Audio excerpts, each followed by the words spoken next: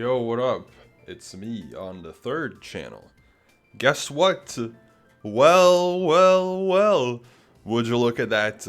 I further proved my point to an extent. Also, what the hell is this video? Anyways, so today, obviously, I posted a video which was let's talk about the S tiers, right, in Minecraft events, etc. And one of the main things in this video that was brought up was, Lagundo's little post on Reddit, where he talked about how most of the community talks about the competitive players, right, the S tiers, etc. And would you look at that? It's a 1 out of 10 video. Look, man, the thing with this type of content is that it makes sense, right? It is what you would expect, and one of the things that, of course, this video talks about is how most of the talks are about S tiers, but it sometimes feels like that puts the community like in a position where things get stuck, right? Like the same people in the major events are the top performers, so doesn't that kind of become a little bit quote unquote boring? I don't really think so, because realistically you're still watching an event that's fun, but to an extent, and I think this is pretty, important to mention, you could understand why some events might opt to change their strategy a little bit, because when you put in all the S tiers, or when you do a default approach, you kind of can understand to an extent that from some part of the event experience, you're going to get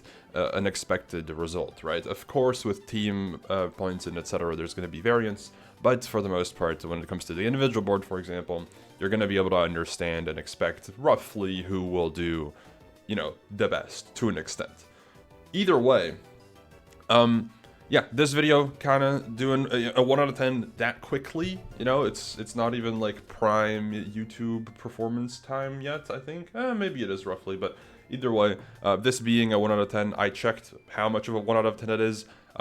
It's by a decent bit. Showcases that, hey, this is the main topic people watch, right? I think to an extent, because it's YouTube, it's not the most bestest stats, right? Because of course, Fruit and Fine, I know, have a pretty good pull on the YouTube front in terms of being in a thumbnail. But I also want to talk about another thing, which is why we're on this third channel, regarding this topic. And that is people criticizing me for talking about it, right?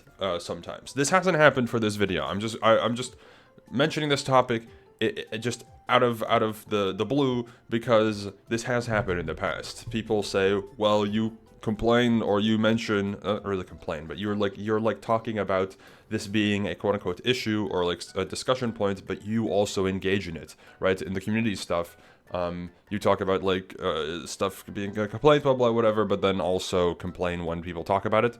So isn't that hypocritical? Yes. However, and the viewer should know this, because you are part of this quote unquote problem as well, is that this is what people want to see. Obviously, you see this 1 out of 10. I'm still a YouTuber. I want to make good performing videos. If this is what performs well, of course I'm going to make the video that performs well. I'm still allowed to be like, well, I wish this wasn't how it was, but I still want to make performing videos. I could make random bullshit and it wouldn't get any views, and then boo-hoo, I don't perform as a creator very well. Whereas with something like this, it does better. So that's another kind of situation where or explanation as to why this is how I do things. So yeah, just so everyone's aware, I am still a YouTuber, right? Like when I make Mogul Mails, of course passion and event stuff comes into play, but I also like being a YouTuber and making a bit of money, right? I do like getting paid, so keep that in mind. Anyways, that's all I wanted to talk about. This kind of video kind of proves what's it called? Proves a point to an extent. It's not really a surprising point, but it showcases hey, we are kind of in a bubble. And we're waiting maybe for one day for that bubble to get popped. I think we're getting pretty close. Really, there's been potential so far, right, in some of the MCCs and Block Wars events that have had certain approaches. I feel like Block Wars 17, those who watched it and were really interested in it, enjoyed seeing some variance in its performance, right? Of course, I think in terms of like actual viewer performance, it was one of the weakest events, but I think that's partially also because playoffs was literally at the same time, and that's a competitive Minecraft event or tournament, right? Which had like 10K viewers or something like that. So like obviously that's going to be a bit of a hit.